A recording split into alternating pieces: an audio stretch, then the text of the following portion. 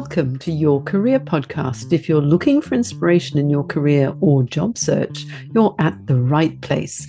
I'm Jane Jackson, your career management coach and author of Navigating Career Crossroads. For more career advice and support, go to janejacksoncoach.com and find all you need to create the career of your dreams. Welcome to episode 262 of Your Career Podcast.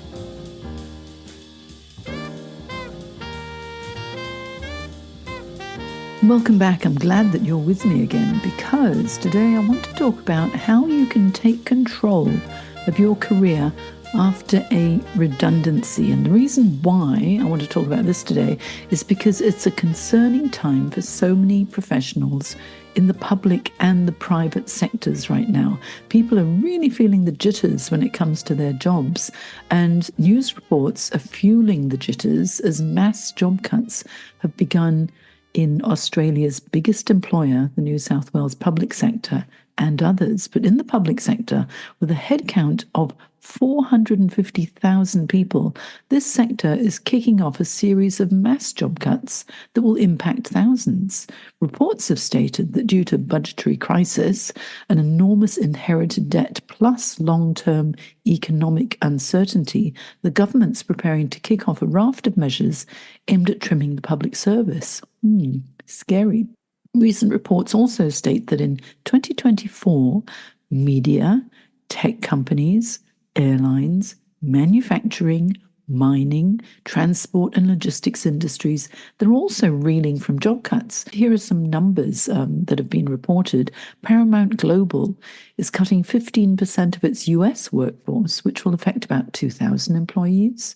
Intel will be laying off about 15%, affecting about 15,000 employees. Rex Airlines entered voluntary administration recently, axing about 600 jobs. UPS is cutting a distribution warehouse, laying off 540 workers. This really is scary stuff, isn't it? So, if you are affected, how do you take control of your career after a redundancy? That's what I want to talk about today. And so I hope that this is going to be helpful because I want to give you some practical advice. So you may want to grab a pen and a paper and just take some notes, or else, of course, you can fast forward and rewind and listen again if any of this is going to be helpful for you. So, redundancy, it's a challenging experience, yes, that many professionals face at some point in their careers. We know this. But please, I want you to understand that if you are affected, a redundancy is not a reflection of your ability or your worth.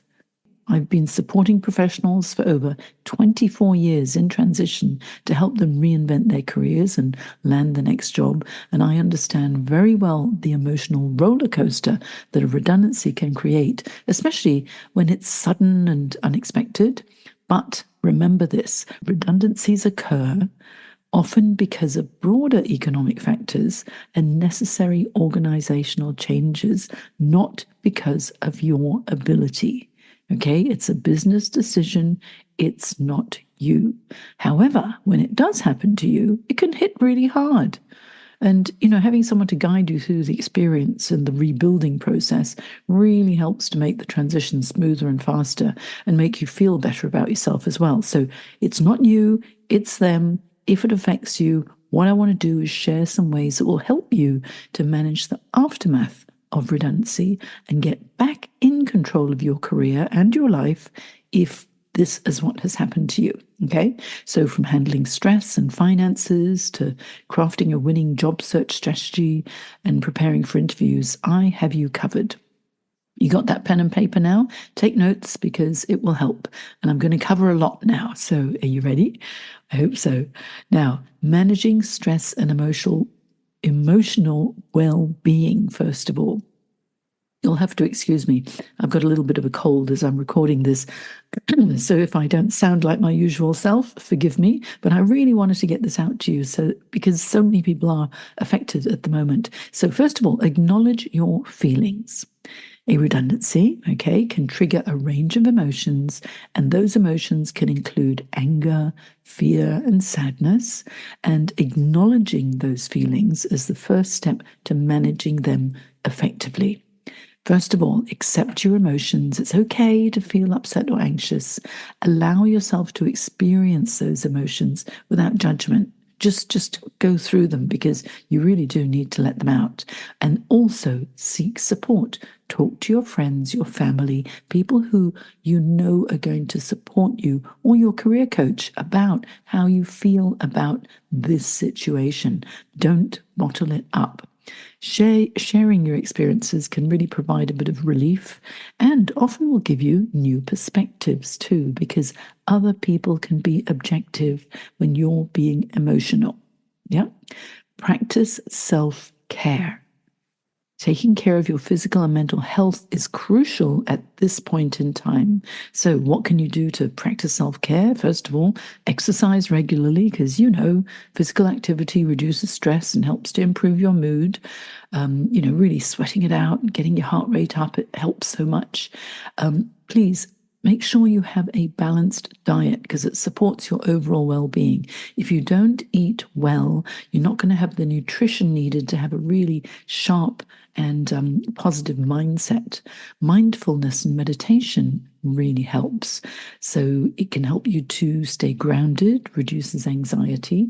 And you know what I've done? A number of years ago, I created 2 meditations specifically for my clients. In fact, for one particular client who was going through a very difficult time. And apparently, those meditations helped so much that I put them onto my website. And so many people have just clicked and played. It's free, you just click and play. And you can listen to 10 minutes of me lulling you into a very relaxed state. What I do is I practice transcendental meditation. I've been doing it since I was 16, so it's been ages I've been doing it. It works so well. Helps you to sleep if you're feeling stressed. And also, in addition to my transcendental meditation to relieve stress and help you to relax, I also have a positive affirmations meditation, which is really good before you go for interviews or when you're prepping. So if you just go to janejacksoncoach.com/meditation, you'll be able to just click and play. Okay, I'll put this in my show notes as well. But janejacksoncoach.com/meditation and give yourself 10 minutes of peace if you're feeling a bit stressed. Next thing, take a mental health break. So before you jump into job search mode, because so often when a redundancy happens, people think, oh, I got to send out 100 resumes to get a job as quickly as possible. Not the best strategy. So before jumping into job search mode, let yourself time to decompress. If it's feasible, take a few days off just to relax, clear your head and recharge. Engage in activities, hobbies or interests just to boost your mood and distract you from negative thoughts. You might not feel like it, but make yourself do it because you will feel better afterwards. And some of my clients have even taken up to a week to refresh and refocus at a meditation retreat or spa because it helped them to gain a fresh perspective. And you certainly deserve some self-care at this time. Okay.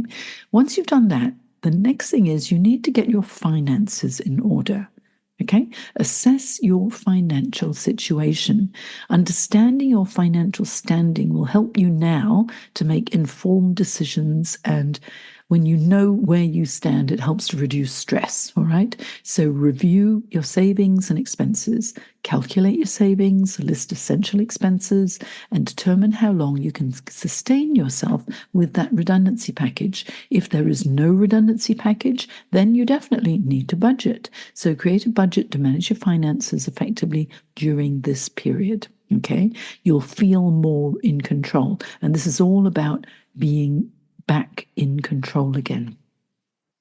Next, I'd like you to explore financial assistance should you need it. So look into any of the financial support options that may be available to you. If you have a severance package, you need to understand the full details of your severance package. So if you don't, then you might want to talk to a finance professional just to advise you on this as well and how to minimize tax. Then find out about unemployment benefits. Apply for them if you're eligible, should you need it. And I know a lot of people don't want to ask for government assistance, but just in case, why not research forms of financial aid, utility relief programs? There's plenty there to assist you. All you need to do is ask from the relevant authorities. And create a realistic budget for yourself. I don't want you to start having catastrophic thinking, okay?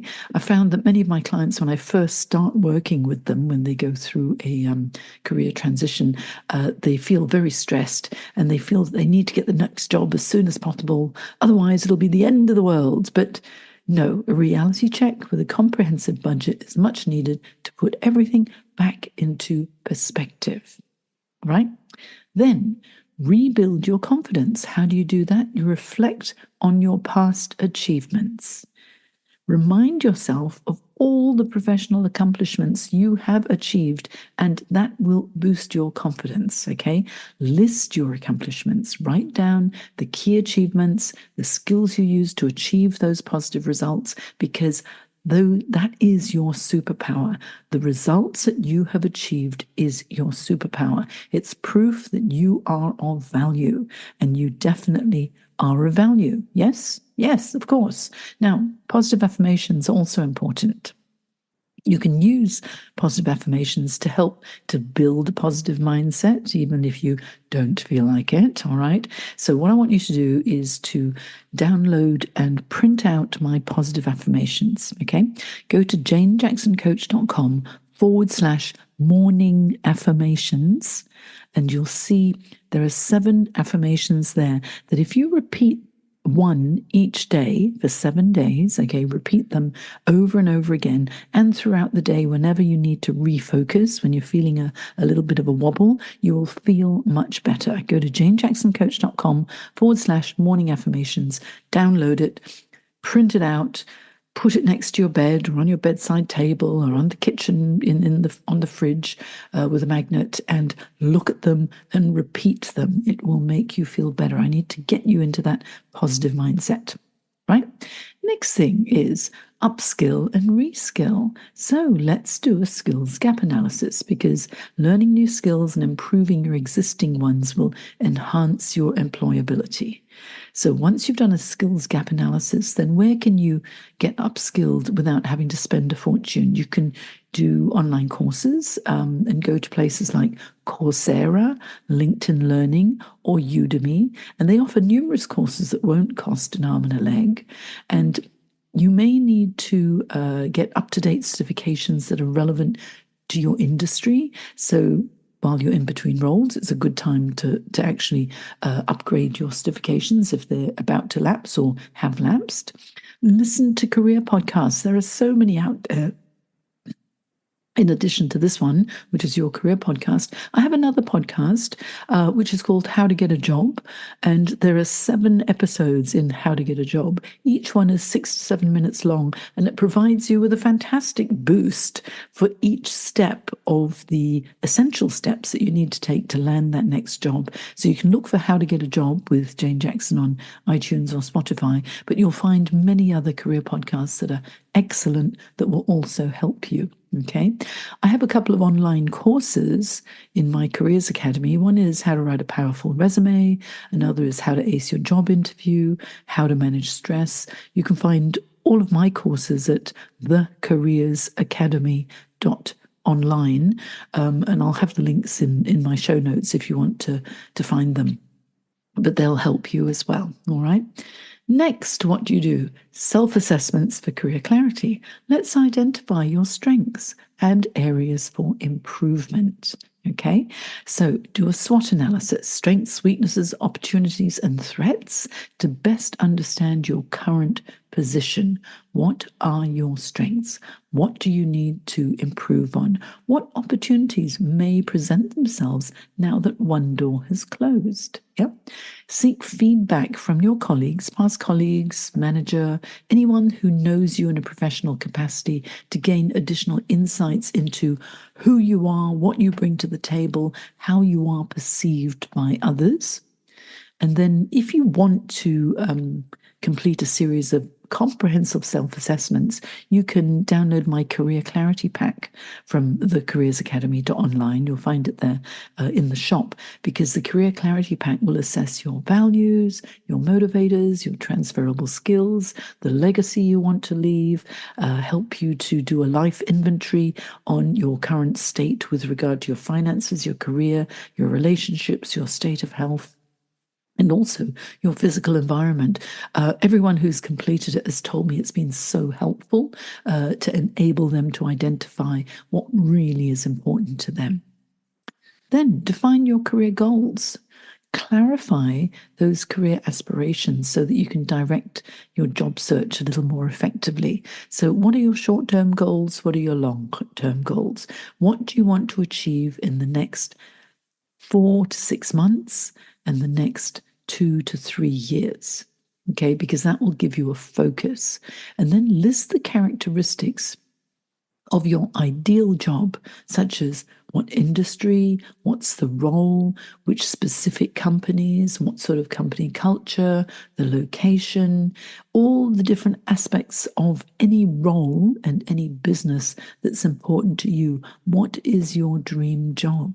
And you know what? In order to stay on track, you can download for free my career goals calendar, which has a SMART goals and a weekly action plan as well. You'll find that at janejacksoncoach.com. Now, identifying accomplishments. Gather evidence of your achievements. This is really a huge confidence booster. So if you document your career achievements, you are able to highlight your value to your next employer. Okay, so where do you find the information you need to get those achievements at the top of your mind? One is through going through your old performance reviews. So use those previous performance reviews to identify and document your specific accomplishments. If you don't have the details, perhaps you can go back and ask HR in your previous or current company to provide you with your past performance reviews. And also, what you need to do is, with the results, you need them to be quantifiable. So focus on the achievements that can be quantified, such as sales figures or project completions, cost savings. Did you improve profits? Did you save money? Did you save time? Did you identify a wasteful procedure and recommend a solution? All of these things will have a tangible result, a positive result, either in dollar figures, percentage figures, or any sort of numbers. So think about that. And if you've ever done anything that has left something in a better condition, that means you have an accomplishment. So consider working with a career coach to help you to unpack the solutions that you provide and to identify specifically the results you've achieved. You know what you can do is you could book a complimentary exploratory 15-minute chat with me to discuss how coaching can help you to smoothly make this transition. All you need to do is to go to janejacksoncoach.com and look for the exploratory chat option. It's complimentary, and I'd be delighted to have a chat with you. So book a chat if you'd like to speak about how coaching can help you, okay? Now, next thing to do is you really want to be able to market yourself. So create a portfolio. A professional portfolio can be an excellent tool to showcase the amazing work that you've done over the years. What do we put in it? You know, you can put project samples, you can include samples of your work, reports, presentations, designs, anything that you've done before, you know, slide share presentations, PowerPoint presentations, anything that you've created would be good to include if you are proud of it. Okay. Also, testimonials. Collect testimonials from your colleagues, previous clients, supervisors that speak about your skills and your achievements. You may have received thank you emails. They're good to keep as well. And if you keep them in a folder on your desktop or a physical file, use it as a rag book, you can review them whenever you need a confidence boost. That's the whole point of having a portfolio, because whenever you have a little bit of a wobble, you go through it and you think, actually, I'm pretty good at what I do. And that really will help. Next is to create marketing materials. Now, marketing, you need a resume. A resume is not a legal document, it is a piece of marketing. Okay. So a well-crafted resume is essential for your job search. And I don't want you to do one resume and use a generic resume for every single application, because that is not going to work. You need to tailor your resume to each job. You customize the resume for every single application to highlight the experience you have that is relevant for that job. Don't make people have to hunt for information that they want to see. Right? So a professional format, use a clean professional format, ensure there are no errors, proofread, please, and get someone else to proofread it for you as well. Sometimes we get so close to our resume that we miss small errors. Make sure that the resume is achievements focused, accomplishment focused. So emphasize your accomplishments and the impact that you had in your previous roles, just as I'd mentioned in the previous topic, yes? And also, if you want to get some additional resume tips, if you go to my LinkedIn profile, just look for Jane Jackson Career Coach, you'll find me on LinkedIn. On my profile, you can click on videos and you'll find 10 videos there that I've created with very quick top tips for powerful resume writing and additional text that will explain what you need to do. So you can just go there and go through those top 10 tips and it'll help you with your resume. Once you've got your resume, you need a cover letter too. Some people say, oh, you don't need a cover letter, it's just fluff. Other people say, no, a cover letter is really important. Well, I'd like to tell you that a compelling cover letter can help to differentiate you from other candidates. Yes, I personally love cover letters. Now, if you ask hiring managers, HR, or recruiters, it's about 50-50. Some people don't even read cover letters. The other 50% put a lot of emphasis on the cover letter. Make sure when you're writing one, it is personalized. Address the letter to the hiring manager and mention specific reasons why you're interested in the role. Do not put to whom it may concern. That's a bit lazy and it means you haven't tried to do the research. Do your best. Pick up the phone. Sometimes you just have to pick up the phone and do the research and ask to get the right name. Next thing to think about with the cover letter is your value proposition. State clearly what you bring to the company and how your skills align with the job requirements. You need to do some research, do a Google search, have a look on the news, see if that company has been in the news recently. And if it has, does it relate to the type of work that you're going to be targeting? Because if so, that's an opportunity for you to position yourself as a solution to any issues that may be occurring right now. Honestly, put on your detective hat. Think like a journalist. How are you going to get noticed? What are the questions you need to ask to find out exactly what you can put into your resume to make it work? To put into your cover letter, to put into your cover letter to make it work well.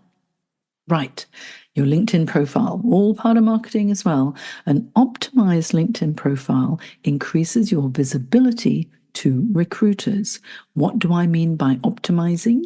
I mean that you need to also tailor your LinkedIn profile using the keywords and the skills that you want to be noticed for. Just some simple tips for you in this particular episode, because I've got lots of other podcast episodes that talk in more detail about LinkedIn. a professional photo. Please use a high quality professional headshot.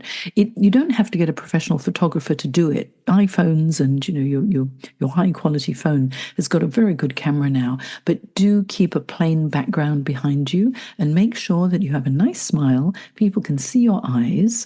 Don't wear dark glasses and look like the professional that you are.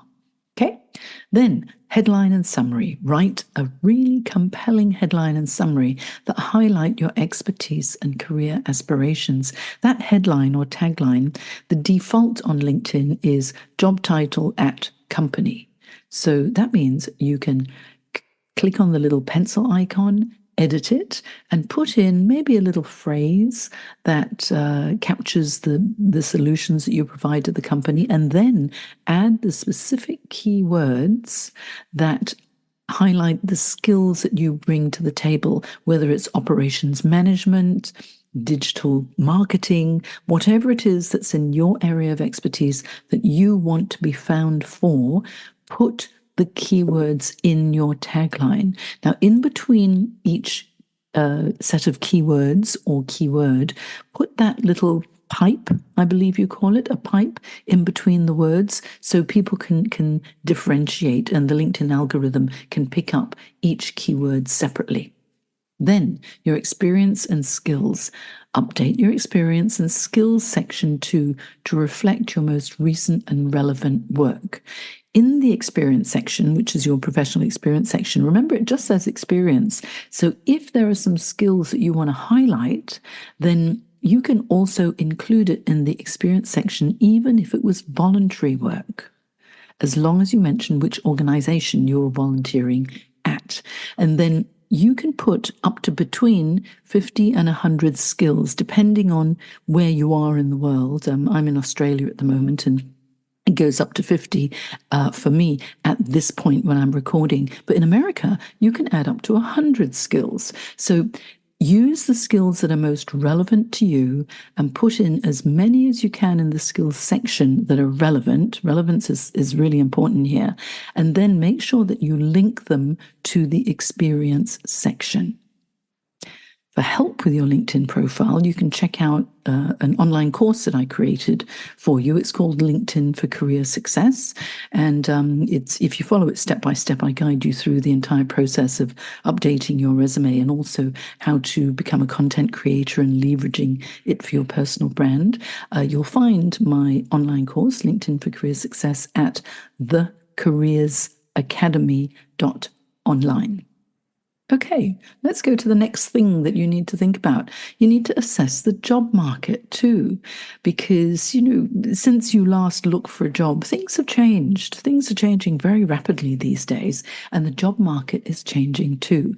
I need you to research the industry trends, because understanding the current trends in your industry can help you to identify opportunities and also tailor your job search. Wouldn't you agree? So have a look at job boards and have a look at industry reports. Things like LexisNexis, IBIS industry reports, they're really helpful. But the job boards also provide industry research too. So regularly check the job boards, read industry reports, stay informed with regard to what's going on and the changes in your industry. Next thing to do is to follow company news. The easy thing to do is to go onto LinkedIn and follow the companies of interest. Just click follow and also have a look at what it is that they post so that you can learn about what they're promoting at this point in time. You can learn about their hiring trends and also the news. What you might want to do to be able to get a little bit more functionality out of your LinkedIn profile is to upgrade to a premium profile. You can upgrade for a month for free to test it out. And if you think, okay, I've got all I need, then you can go back to the free version if you like. You don't have to keep paying month on month. And in fact, if you do decide to pay while you're in the job search, once you've landed your next job, you can go back to the free version if you don't want to keep paying always on LinkedIn. LinkedIn's great even when you're already in a job because it's for ongoing branding, which helps to future-proof your career. Good idea? I hope so. Now, also identify potential hiring managers during your research so that you can plan that outreach strategy, because you want outreach so that you make contact with professionals who may be able to refer you to hiring managers. You want to develop genuine relationships, get to know people, and then ask for a little bit of advice and guidance. Just take one step at a time when you do this outreach and networking, because sometimes some people feel a little bit shy doing it. But if you need help, reach out to me. Let's have a chat, and I can tell you how I can coach you through this if you need it. You might be able to do it totally on your own. Another thing that I really want you to do is to identify the in-demand skills in your area. Once you've identified it, then focus on developing those skills that are currently in high demand. So how do you find out? Look at job descriptions. Analyze job descriptions in your field, identify the commonly sought after skills. Can you tick each one off? If not, that could be where you need to improve upon. And I hope that you are writing all of this down, because there's a lot that I'm going through. And you can always listen to this podcast episode again. But I'm covering a lot just so that you know there are things that you need to do. Conduct a skills gap analysis and compare your skills to those that are in demand, and then you'll be able to find out, okay, here's some areas where I can improve, because if they need this sort of skill, have I got it? Where do I need to go to get experience, or at least get trained up for it? So let's be sensible about this. Then, job search strategies. There are so many job search strategies that you can employ. Job boards and company websites are one. So you can use online platforms to find job opportunities. Go to popular job boards, sites like Indeed.com, LinkedIn, of course, and Glassdoor.com. The good thing about Glassdoor is it even provides reviews on companies, so you can find out a little bit about how past employees or current employees feel about the company, so you can get a bit of a gauge of the culture of the business as well in different cities or different countries. Visit the company websites of companies that you're kind of keen on, and have a look at the career section, because very often large companies have a career section and they advertise specific roles on their own websites. They do get taken up and identified by sites like Indeed, which is an aggregator. Okay, but you can also go to specific job boards such as eFinancial Careers, Monster.com, Seek.com.au. Depending on where you are in the world, find the relevant ones for you. But Indeed, LinkedIn, and Glassdoor are pretty good. Also, another job search strategy besides the online searching is recruitment agencies, of course. Executive recruitment, search firms, recruitment agencies, they can help to match you with suitable job openings. So register with agencies who specialize in your field. Sign up with several reputable recruitment agencies. Ask around and see who recommends certain recruitment consultants, because honestly, any agency is only as good as the consultant that you work with. And if there's someone who really values what you bring to the table, they're going to work extra hard to try and place you as well. But remember, a recruiter can't magic a job up for you. They can only place you in roles that they have been assigned to fill. So a recruiter is working for the company. A recruiter is not paid for by you. But if you develop good relationships with the consultant, then they're going to want to do more for you. Okay? It's all about networking, relationship building. And people like to help people they like. It makes sense, doesn't it? Maintain contact with them as well. So stay in regular contact with your recruiters so that you do stay top of mind. People always say, oh, how often should I contact them?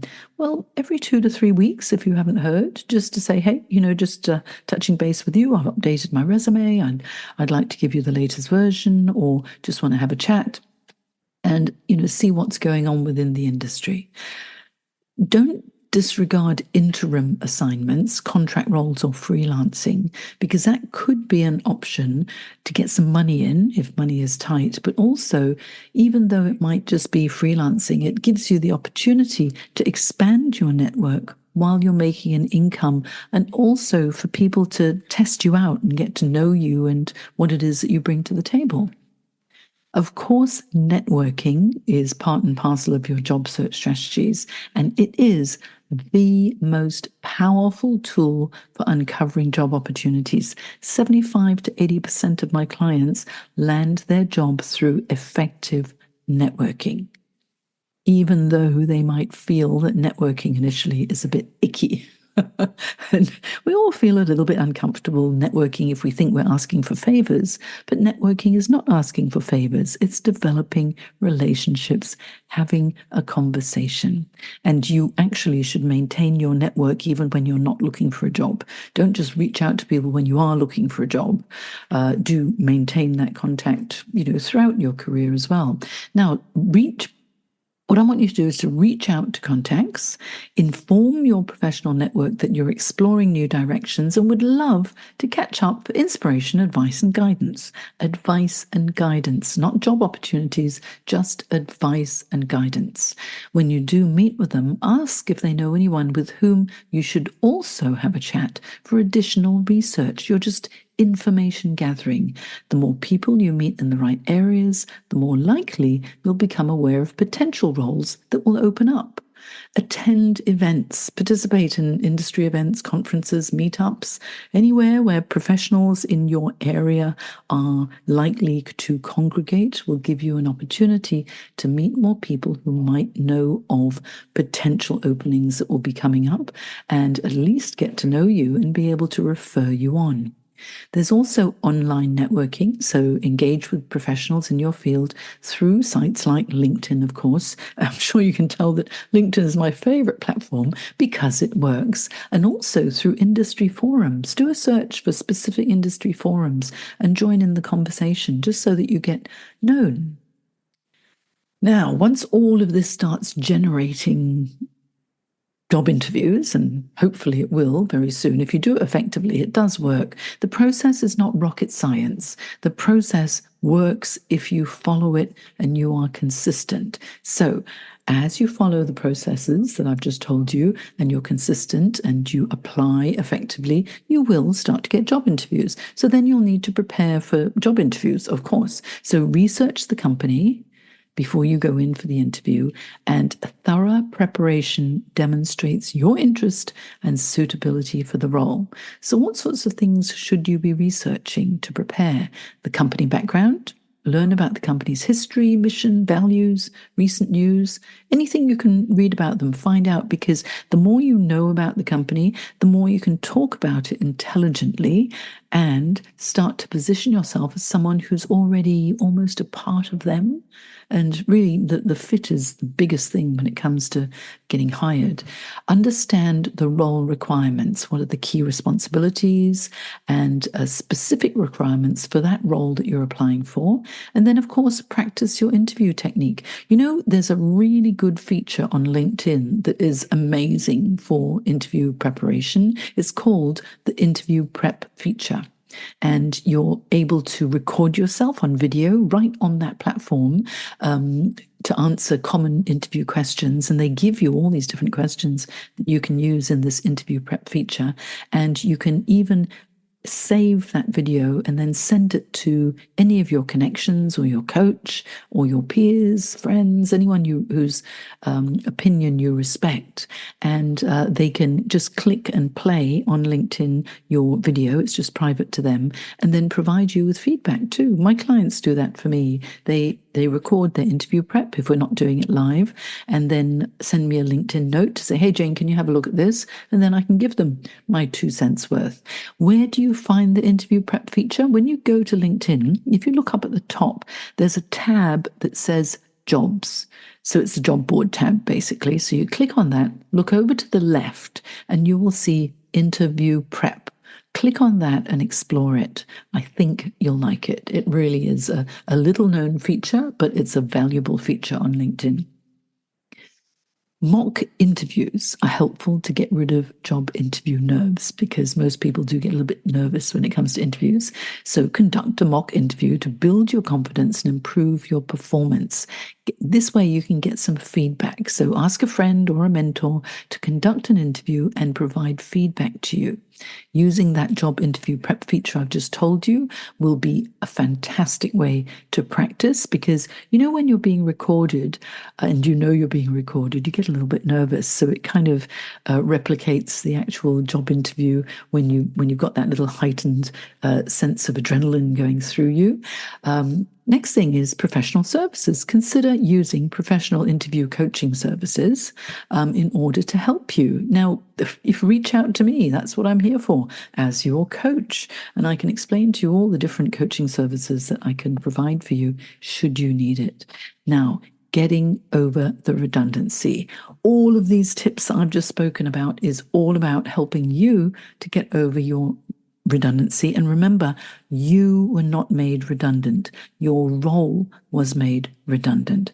It was a business decision. So facing redundancy can be daunting, but with a structured approach, you can regain control of your career and job search. Honestly, you can, by managing stress, organizing your finances, building your confidence, and developing a strategic job search plan. You really can turn this challenging period into an opportunity for personal growth and new beginnings. Remember, redundancy is not a reflection of your abilities. It's a chance to redefine your career path, pursue new opportunities with extra energy, vigor, and clarity. Okay, so so many clients of mine have said, I didn't want the redundancy in the first place. However, it ended up being a blessing in disguise, because there were things about their previous roles that they may have been slightly disgruntled about, or they were just tolerating. But then in the next direction, with great career clarity, they were able to market themselves into a new role that was a lot more satisfying. You'll find many of the people that I've interviewed in Your Career podcast are my past clients too. So go and listen to how they made their career transitions. It's honestly, when you reinvent your career successfully, you feel so good about yourself. So remember, blessing in disguise. When one door closes, another one always opens, and often with an even more suitable opportunity for you. So what I want for you is, I wish for you much success. And please let me know how you go in the process. And thank you so much for listening. If you like my podcast, please do subscribe, or leave me a review on iTunes, or leave me a review on Google. Just type in Jane Jackson Career Coach on Google, and you'll find my listing, and you can click review and provide a review of this podcast. I'd be so grateful. It would be really nice, because my mission is to make careers guidance accessible and affordable to everybody. And the further this reaches, the more people I can help as well. So until next time, believe in yourself and create some magic. Okay, bye now.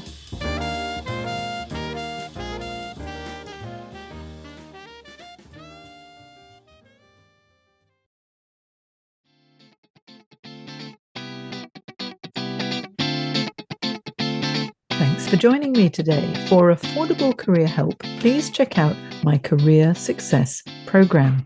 I provide a unique blend of online and live career coaching to help you take control of every aspect of your career or career change. If you aren't where you want to be in your career, let's talk. Check it out at thecareersacademy.online. The links are in my show notes.